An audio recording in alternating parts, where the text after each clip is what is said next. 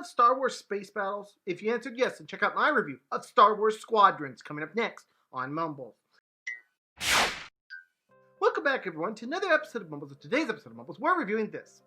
This, my friends, is Star Wars Squadrons. Guys, this is a new game launched in the Star Wars universe, and it centers around the space battles that are famous in Star Wars. Star Wars Squadron is a game that is available for the price of $39.99, unless you get it on sales like Mumbles did. And it can be played on the following systems. Those systems include Xbox One, Xbox Series X, PlayStation 4, PlayStation 5, and Steam. Guys, as far as what I am giving this game on today's Mumbles review, it is going to get a 6 out of 10 on our Mumbles review. I will tell you why, but first we got some more information coming up, starting with the description of this game. The description for this game reads, master the art of starfighter combat in the authentic piloting experience Star Wars Squadrons. Buckle up and feel the adrenaline of first-person multiplayer space dogfights along with your squadron. Pilots who enlist will step into the cockpits of starfighters from both the New Republic and Imperial fleets and fight in strategic 5v5 space battles. Modify your starfighter and adjust the composition of your squadron to suit varying playing styles and crush your opposition. Pilots will triumph as a team and complete tactical objectives across known and never-before-seen battlefields, including the gas giant of Yavin Prime and the shattered moon of Galatian. Take control of starfighters such as the X-Wing and TIE Fighter. Customize loadouts and cosmetics. Divert power between weapons, shields, and engines while immersing yourself in the cockpit. In addition, players will have the option to play entirely the game in virtual reality on PSVR and PC. Learn what it means to be a pilot in the thrilling Star Wars single-player story set in after the events of Return of the Jedi. Seen from an alternative perspective between two factions, iconic and emerging leaders on both sides are battling for the galaxy. The New Republic fights for freedom. The Empire demands order. We need you to join the galaxy's finest. Guys, in simple terms, this is a star-fighting combat game. Guys, if you've ever played any of those airplane combat games or maybe even another Star Wars combat game, that's exactly what this is. You fly against other starfighters, you shoot things, they go boom, you're good. That's what this game is. But guys, is it a good game? Let's find out. First, we're going to talk about the graphics, the soundtrack, and the controls. Guys, the graphics in this game look fantastic. Everything in this game looks fantastic. It's a great looking game. Nothing but good things to say here about the graphics. Soundtrack-wise, guys, this game has the Star Wars type soundtrack that we're all accustomed to, that fantastic music that we all know and love, and many of us can even probably sing a Star Wars song right off the top of our head like that just by, having heard them so much. Guys, it has a great soundtrack, nothing but good things to say about it. Control-wise, guys, this game does have a bit of a learning curve when it comes to controls. They are simple enough to play, but they do require a bit of a learning curve in order to maximize your best starfighting capabilities and really be that A++ pilot that you want to be. So controls do take some learning, but for the most part, they are very good. Now, guys, we come to the gameplay section.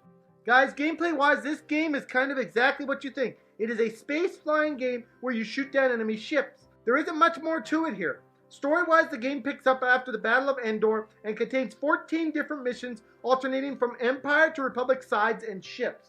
You do get to customize your character a bit in the start of the game, which is neat, and you get to interact with your crew slightly, which is something new to a space fighting type game like this. Guys, that's pretty much all there is to the single player though. So guys, in addition to the single player, there is multiplayer modes to this game. There are 2 different multiplayer modes. Those modes are Dogfight, which is basically 5 versus 5 team deathmatch going up to the score count of 30. And there is the Fleet Battles, which basically 2 teams are tasked with destroying the opposition Starfleet and their capital ships.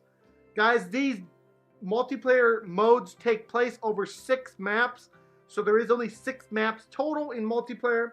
And that's basically what the gameplay is, guys. It's starfighting at its finest.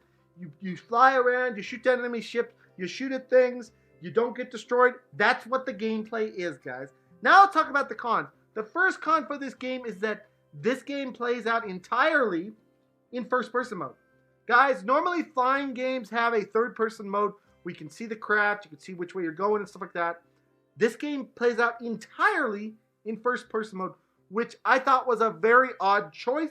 Some people aren't going to like that. Some people like me probably would have flown in first person anyways. but having the option is always something that you want in a game like this, and this game doesn't have it. When you give the player something special, like let's say you give them cosmetics like this game does to upgrade your craft and make it look cool. Guys, you only get to see your craft when it's in the hangar because you're inside of it. So it kind of is pointless to have cosmetics in a game like this because you can never see your spaceship. So guys, that is our first con. I do wish they had a third person mode. The second con is that I wish there was more to the single player. Guys, the single player kind of plays out just as it is. There's not really any, big moments, or it's just kind of solid and is what it is. There's been previous Star Wars games like this where you kind of followed, shooting down the Death Star and all that kind of stuff. There's not really too much of that in this game. There's no real surprises. So please do take that for what you will. Finally, the final con is that, as I stated before in the gameplay section, there is only 6 maps in this game, multiplayer-wise. So my final con is that I wish there was more maps. That simple. Guys, now let's talk about why I gave this game a 6 out of 10.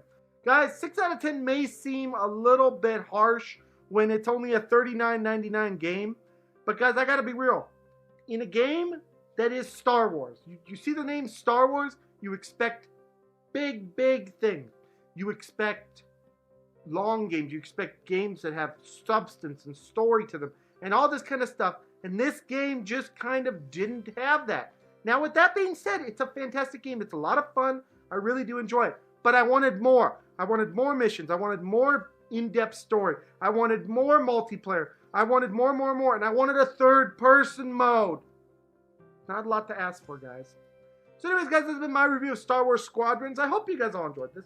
Please smack that subscribe button, smack the like button, and smack all those buttons. And I'll see you guys all in the next video. Bye, everyone. Take care.